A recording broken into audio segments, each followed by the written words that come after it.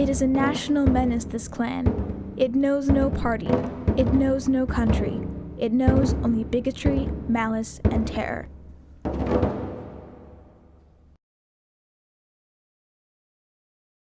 William Allen White was a man with a dream. He believed that Kansas, with her intelligence and pure American blood of all states, should be free of this taint of bigotry and terror. This man from Emporia, Kansas, believed that if he could expose the biases and foolishness of the Klan to Kansans, they would come to their senses and reject it. The more people knew about what the Klan really stood for, the more they turned against it. As editor of the Emporia Gazette, White communicated through powerful editorials, articles, and his gubernatorial campaign the evils of the Ku Klux Klan, raising public awareness of its true creed. White's attacks offered the key to understanding to citizens of Kansas and nationwide that the Klan was not the promoter of good values and Americanism that it claimed to be. He really believed in these things. He believed in racial equality. He believed in the dignity of every man, woman, and child. He was basically a very, very decent person.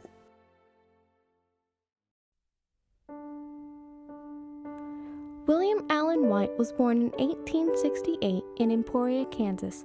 His father, Allen, a Democrat, was mayor of El Dorado. His mother, Mary, a Republican, taught him tolerance, moral values, and excited his interest in writing. White attended the College of Emporia and the University of Kansas. He left before graduation to work as assistant editor for the El Dorado Republican, where he gained recognition and a job from the Kansas City Star. After an argument with his editor, White quit his job and bought the struggling Emporia Gazette in 1895 for $3,000. Because of his editorials and short stories, White gained national fame, became friends with many famous figures, and won a Pulitzer Prize. In the few years following the end of the First World War, a new Klan was forming. The 1915 Civil War epic, Birth of a Nation, depicted African Americans negatively and made heroes of the Ku Klux Klan.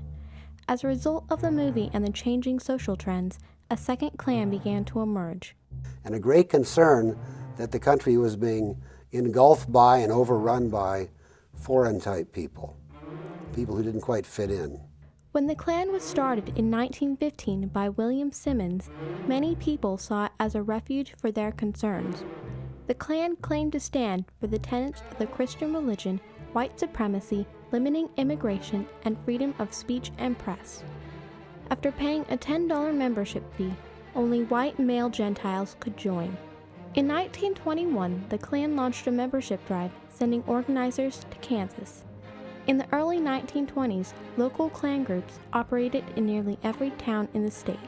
By 1923, there were 60,000 Klansmen, with similar numbers in other Midwestern states. In the early 1920s, the Klan in Kansas was reaching its peak. In 1923, a Klan-supported candidate was elected mayor of White's hometown of Emporia, and the Klan boasted 500 members in the city alone. The mayor appointed a Klan chief of police, and many Klansmen staffed the local police department. White was a deeply principled man.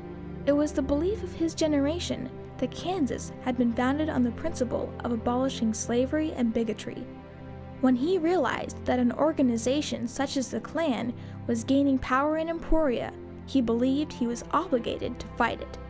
White first started his anti-Klan attacks in July of 1921 when the first organizer came to Emporia.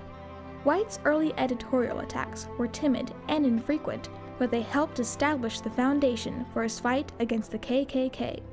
As the 1924 election was approaching, the Klan had gained a strong hold on the Kansas government. The Republican candidate, Ben Paulin, was rumored to have been a Klan member, and in the primary, he had received Klan financial backing for his campaign. The Democratic candidate, Jonathan M. Davis, was running on an anti-Klan platform, but had made no statements denouncing the Klan or its support. Both agreed that the Klan was not a campaign issue. Numerous Republicans, including White, were not satisfied with Paulin's view on the Klan. On September 9th, White gave a speech denouncing the Klan and Pollen's support for it. This meeting was the first sign of a movement against Pollen and was the prelude to White's campaign. White at first tried to persuade others to run for office against Pollen, but all declined. So on September 11th, White sent out petitions placing himself and Hutchinson Senator Carr W. Taylor on the ballot. In order to run as an independent candidate in the election, White needed 2,500 signatures. 2 days later, the total count was 10,000 signatures, 4 times the needed amount. On September 20th, White announced his candidacy for governor. In his announcement, he said, "I want to offer Kansas, afraid of the Klan and ashamed of that disgrace, a candidate who shares their fear and shame." I think the main thing White hoped to achieve with his gubernatorial candidacy in 1924 was just to draw attention to the fact that both the major parties in Kansas, from his perspective, were not taking strong enough stands against the Ku Klux Klan. White officially started off his campaign on September 22nd with a speech at Cottonwood Falls. There was an overflow crowd of 1,500 people. White spoke on the front steps denouncing the Klan. White had started his campaign 6 weeks before Election Day and immediately set out on a hectic speaking tour all over the state in his 1919 Dodge touring car. White ended his campaign on November 3rd with 6 speeches in Wichita. Throughout White's run for governor, he had made a total of 104 speeches, traveled 2,783 miles, and his total expenses were $474.60. His only campaign staffers were his son and the Gazette employees. William Allen White did not win the election, but he had succeeded in influencing public opinion. Pollen was elected governor, and White came in third, receiving more votes than there were Klansmen in Kansas. William Allen White was probably the most prominent political figure in Kansas at the time, so when he ran a campaign against it, it spoke volumes. Several anti-Klan candidates won other offices, including Attorney General Griffith. Pro-Klan candidates blamed him because his campaign caused them to lose the election.